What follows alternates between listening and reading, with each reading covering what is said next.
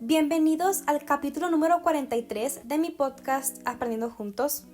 En este capítulo seguiremos hablando sobre los 11 más peligrosos del mundo. Seguiremos con esta lista con Gary Heidnik. Técnicamente, Heidnik no fue un asesino en serie, más bien deberíamos llamarlo un esclavista sexual. Estaba más interesado en mantener a sus víctimas cautivas y vivas para así prolongar su elaborado plan de poder y control. La infancia de Heidnik presenta los factores típicos de muchos asesinos en serie: violencia doméstica, maltrato por parte del padre, incontinencia urinaria. Tenía una deformidad facial leve provocada por un accidente de la infancia. La adolescencia de Gary fue relativamente estable. A 2 años de terminar la secundaria ingresó al ejército, donde terminó sus estudios, y por entonces se ingresó en la enfermería y la medicina. De Ohio fue transferido a San Antonio, Texas, para educarse como médico. Gary siempre se inclinó por el dinero, así que inició un negocio de prestamista entre los soldados. En 1962 fue trasladado a un hospital de Alemania Federal. Una vez ahí, se manifestaron los primeros síntomas de trastorno mental. Tras este episodio fue dado de baja del ejército con el diagnóstico de trastorno esquizoide de personalidad y fue pensionado por inhabilidad laboral.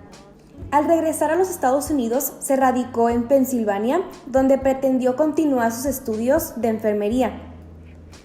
Pronto logró trabajar en un hospital universitario, donde colaboró con pacientes de tipo psiquiátrico.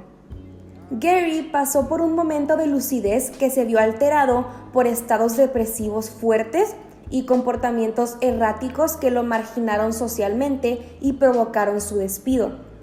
En 1970, su madre se suicidó, factor que muy seguramente contribuyó al deterioro mental de Heidnik.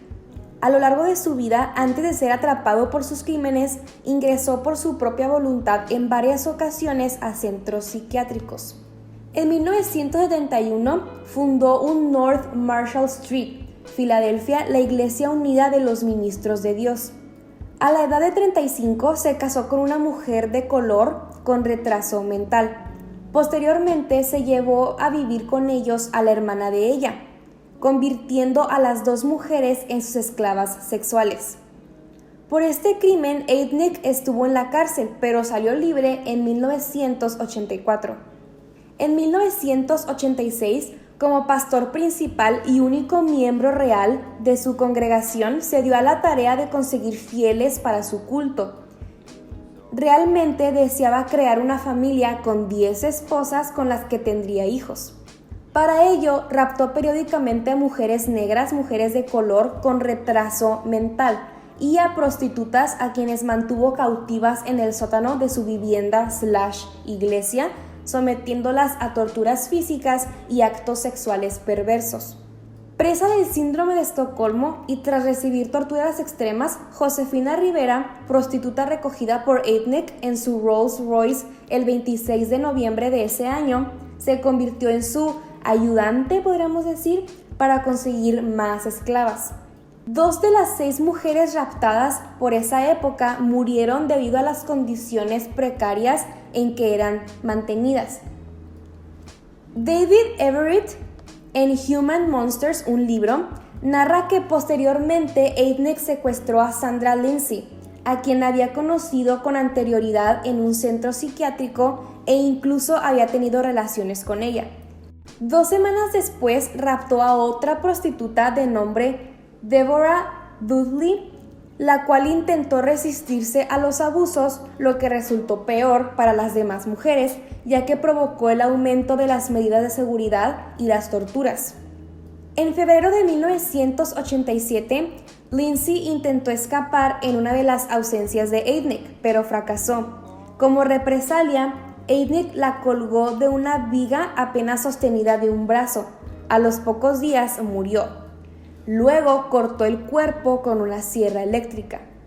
Dudley murió el 18 de marzo como consecuencia de las descargas eléctricas proporcionadas a través de las cadenas con las que las mantenía cautivas. Otra de las prácticas aterradoras de Aidnik era perforar los tímpanos a las mujeres para evitar que escucharan a un posible visitante que las rescatara o para evitar que se comunicaran entre ellas. En marzo de 1987, Aidnik, confiado en la lealtad de Josefina, la dejó visitar a su familia para que los tranquilizara sobre su paradero, pero la mujer reaccionó y no regresó a su lado. Corrió a informar a las autoridades de la situación real de la iglesia de Marshall Street. La policía allanó la residencia el 25 de marzo de 1987 y rescató a 3 mujeres en una situación lamentable. Aidnik no opuso resistencia ante el arresto. Tras un proceso relativamente corto, fue condenado a muerte. Desde su condena se intentó suicidar un par de veces. Fue ejecutado en Pensilvania el 6 de junio de 1989.